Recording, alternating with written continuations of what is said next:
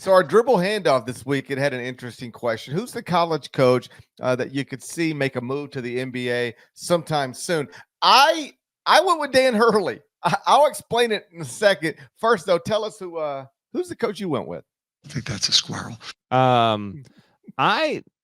Knowing that Dan Hurley was an obvious one, and someone was going to pick it. I went with Tommy Lloyd at Arizona. Now, we did this dribble handoff 4 years ago. And at that point, we had guys like Bill Self, Tony Bennett were on that list, who were not repeated here, and I think understandably so. But I went with Tommy Lloyd.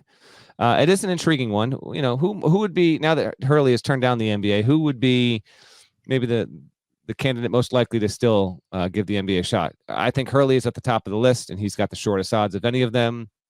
This is not published as we speak, but it will publish later on Thursday. I'll give you our names across the board here with our staff, and then we can get our picks. GP's got Hurley. I took Tommy Lloyd. KB, Kyle Boone has Eric Musselman.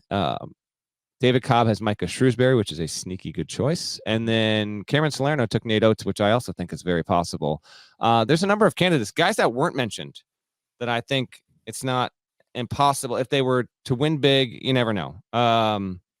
I guess like Bill Self, never say never, right? Never say never with Bill Self. If Virginia got like really, really good again, and Tony, I don't know, it's a non-zero chance with Tony Bennett. I almost wonder if Sean Miller really, gets it going, does he maybe have a chance one day? I think there's a chance for that.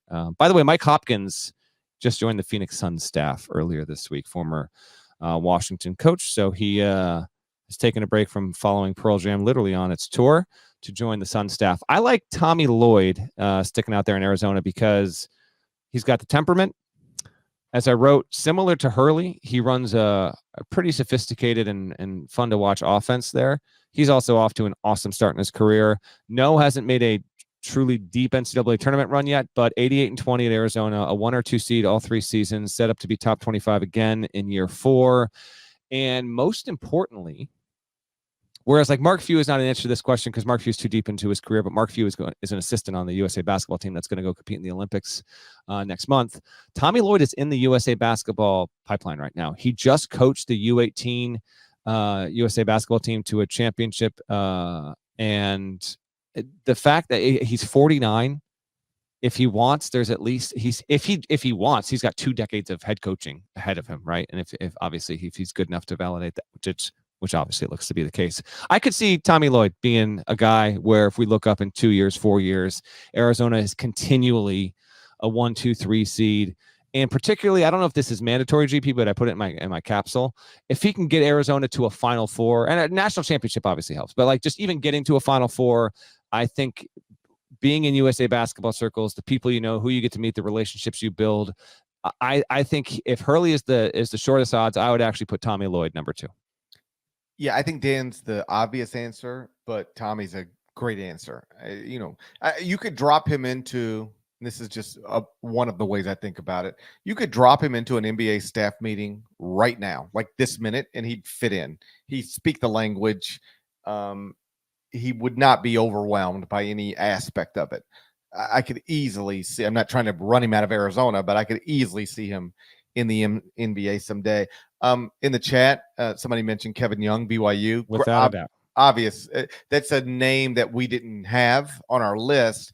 He just got the BYU job, so yeah. Yeah, but it's a good answer. It is a good answer because he has the NBA roots. Correct. Yes. You can just pop right back.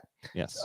But I went with Dan, and this is something we talked about earlier in the week, so I don't need to go over it too much again. But I know that he just picked UConn over the Lakers, and that has been interpreted by some as he just picked college basketball over the NBA. But I don't think this is that as much as he picked his current situation at UConn over what would have been his situation with the Lakers. In other words, his situation at UConn is an opportunity to become the first person since John Wooden to win 3 straight national championships in Division I men's basketball. He's got a preseason top 5 team. More than that, a team that is co-favorites right now with Kansas, according to FanDuel, to win the 2025 NCAA tournament. So that's like option A. Go do that, or go coach a franchise. Yeah, it's the Lakers, and that's one way to say it. Another way to say it is a franchise that just finished 7th in the Western Conference with a best player who's about to turn 40 years old later this year, and who, by the way, could opt out of a contract, and he's not even there next season in your first season. And nobody other than Phil Jackson since Pat Riley has lasted more than 3 years as the head coach there. So you want to do this UConn thing, as I just described it, or this Los Angeles thing, as I just described it. And by the way, the Los Angeles thing requires you and your family to move 3,000 miles other side of the country away from everything you've known. As we got closer to decision time, it made total sense to me that he would pick the UConn thing over that Los Angeles thing. But as I pointed out in the dribble handoff, his circumstances aren't always going to be exactly this. Yep. Like, I don't think he's always going to be coming off of multiple national championships. I mean, he might. I'm not ruling it out. I'm not ruling anything out at this point. Maybe he never doesn't win the NCAA tournament again. Maybe just every year and so he's always coming off of back to something, right? I'm not ruling anything out. I've been watching the same tournaments you've been watching the past 2 years. It took me longer than most to recognize what was happening. I admit it. I tried to tell you. I admit it took me longer than most. And to that, Dan Hurley says, I think that's a squirrel. You were a squirrel, is what you were. I accept it. All right. I really like Purdue. You know how I felt about Purdue. I looked up one day, I was 60% Boilermaker. It was a weird thing to go through. All right. So it took me longer than most to get where everybody's at. But I'm here now. I see it. Maybe they win every NCAA tournament we have going forward. All right. But it's reasonable to assume they might not, which means that he won't always be coming off of back-to-back national championships with an opportunity to win a third straight. So his UConn situation will change at some point going forward. And also the situations of the franchises that are going to pursue him will be different. I suspect whether it's a year from now or 2 or 5, at some point, an NBA franchise that is set up better to win bigger immediately will pursue him. An NBA franchise B that is more geographically sensible for his family, that will pursue him. And maybe he didn't have a preseason top 5 team coming back. Maybe he's not coming off back-to-back national championships. And those things combined could lead to him actually making the jump that some people thought he was ready to make right now. Yeah, I agree with you took the scenic route, GP, and I agree with what you've laid out there. And I did think I did an HQ hit on Tuesday.